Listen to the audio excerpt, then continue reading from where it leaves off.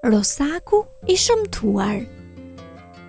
Në një cep të bukur të fshatit na ishte dikur një çerdhe me disa vezë. Njëra prej tyre ishte më e madhe dhe me ngjyrë ndryshe nga të tjerat. Mami Rosa ishte shumë krenare dhe e lumtur. Më në fund do të mund të mbështillte vogëlushët me dashuri në flatrat e saj. Megjithatë, veza më e madhe dhe e ndryshme nuk po e linte të qetë. Pak kohë më pas, një lëvizje e vezëve e lajmëroi se kishte ardhur koha. Ajo u qua për t'i bërë vend një sqepi të vogël të zi dhe shumë shpejt Rosaku i parë u shfaq. Më pas të tjerët njëri pas tjetrit, derisa mbeti vetëm një, veza e madhe që e kishte shqetësuar aq shumë. Por sa i çuditshëm ishte ai, do të ndryshoj, mendoi ajo. Më vonë, ajo i mblodhi të gjithë fëmijët bashkë për t'i çuar tek pellgu. Atje do t'ju mësonte të notonin, duke qenë e bindur se rosakëve do t'ju pëlqente uji. Ata ecnin në rresht për një dhe qeshnin me njëri tjetrin, por nuk e përfillnin vëllain e tyre të vogël dhe e shikonin me përçmim.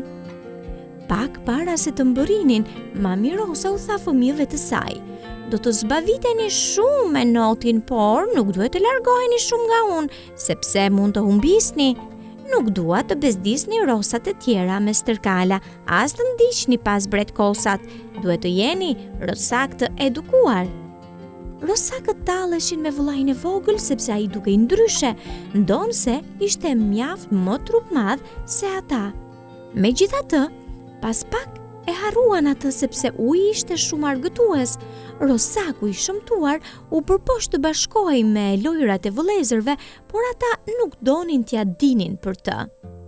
Një pasdite arriti një rosë e moshuar e cila u tregua e përzemërt me Rosakun. Por kur i erdhi ora të largohej, ajo e gjeti atë duke qarë sepse ndihej i përjashtuar. "Ti nuk je i shëmtuar, thjesht je ndryshe. Tiparet e tua më duken të njohura edhe pse nuk e di ku i kam parë. Mendoj se duhet të largohesh nga ferma." Kështu, ai priti derisa të gjithë ranë në gjumë dhe u larguan nga ferma. Sa herët ishte nata, Rosaku përpoq të gjente pellgun, por edhe pse e kishte bërë rrugën me qindra herë, gjithçka i dukej e panjohur. Ai u end pa e ditur se ku do shkonte dhe në fund i lodhur dhe i friksuar, ra në gjumë. E kuptoi shpejt se kishte mbetur pas një shok. Eci derisa i doli përpara një liqen. Vendosi të jetonte aty, duke u ushqyer me atë që dhuronte natyra. Natën ai shtrihej mes kallamishteve dhe mbulohej me gjethe për t'u ngrohur. Një ditë, një tuf mjellmash fluturuan sipër tij, zogj më të bukur që kishte përfituar ndonjëherë. Rosaku i vështroi me zili.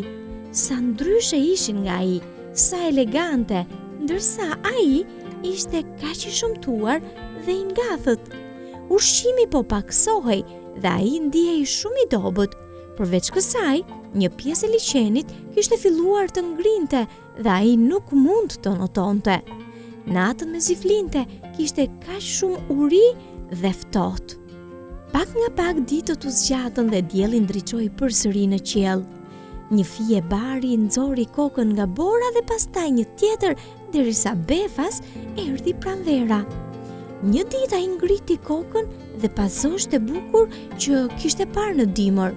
Ai ndjeu nevojën të bashkonte zërin e tij me ta.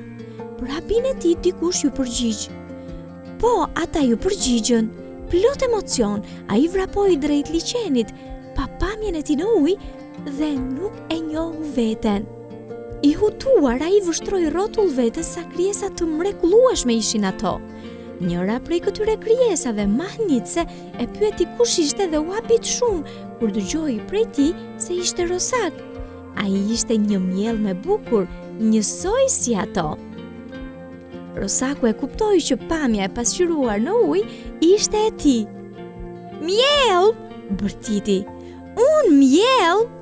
"Sigurisht," i tha shoqja e tjere. "Çfarë kujtoje se ishe?" "Po janë, në të vërtetë është histori e gjatë." Me që është e tillë, ma trego më vonë nëse dëshiron.